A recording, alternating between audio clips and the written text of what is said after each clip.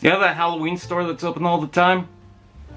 That's pretty much this. Originally, with Skullgrin, he was released in the Pretenders line. These figures were encased in a shell to disguise their actual form, but the Decepticons chose primarily monsters, so, you know, not much of a disguise. But that was kind of the fun of it. Skullgrin is more tactical as a robot and more beastly in the suit, so with Generations Legacy taking both design elements into one being for the former Pretenders, you can imagine how dangerous he would be. Skullgrin takes the alt form from the original Pretender Guts, but this is one I wish they took the liberty of changing it up. I hardly know what I'm looking at, a weaponized snail or a parade float for someone invested in cannons. I know it's a tank, but I could be convinced otherwise. The guns plug on top with this attached turret base, and the sword blasters both plug and tap to the sides, but with it all off, it looks like something. I don't know what, but I know it's something. I like the tank treads, and I don't mind how the feet and arms come together. Oh, if you flip the hands, it's a rocket thing. They tried to cover the insides with the chest, but to their credit, that's a large head they tried to hide.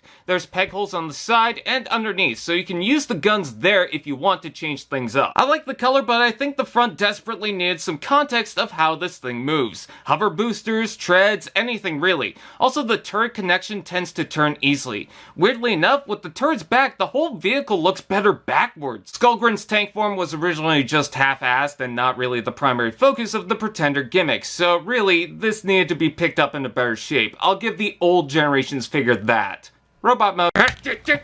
I find it interesting how subtle parts of this feel with the moody purple and gray on the blocky body, but then it's armored like a He-Man toy. It's a fascinating idea to combine elements of the original shell, but I wasn't sure if it would work. I like how the treads cover the back so cleanly. There's spikes on the knees, a skull-shaped belt that I'm totally jealous of, and white padded shoulders also with tiny little spikes. I thought there'd be a disconnect, but he looks like a savage hunter. If that's not enough, you could plug on the tail to the back. Oh, and did I forget the head? The ram horn skull is so creepy and wonderful. Could use a wash, but I love the glowing pink eyes, and the sculpt work itself is fantastic. Just watch out that the horns don't shift too much. Did someone say, ball joint ahead, shoulders out and in forward, the back rotation below, elbow bend, waist rotation, hips out and in forward, the back rotation below, knee bend and foot tilt. I know some people question the plastic quality, I just think it might be a lighter plastic, but the posability seems good. There's surprisingly a lot of head motion, but the outward hip is not only limited, but it always seems to stick inside. This isn't the first time we got Skullgrin in Generations. He had a dark mount repaint as well as the shell in Power of the Primes, which I guess he can use now. Let's take a look at the accessories. Other than the most important one, there's two barrels that he can use as blasters, but with them on the back, you can also use these blades. I like them as swords with the guard for the hand,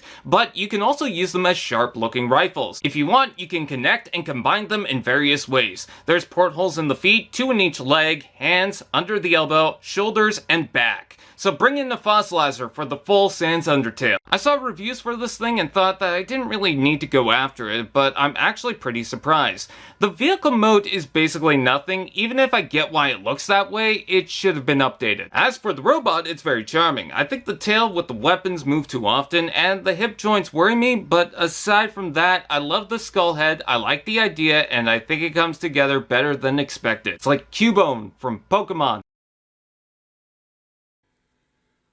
Allspark TV. Now that's just prime.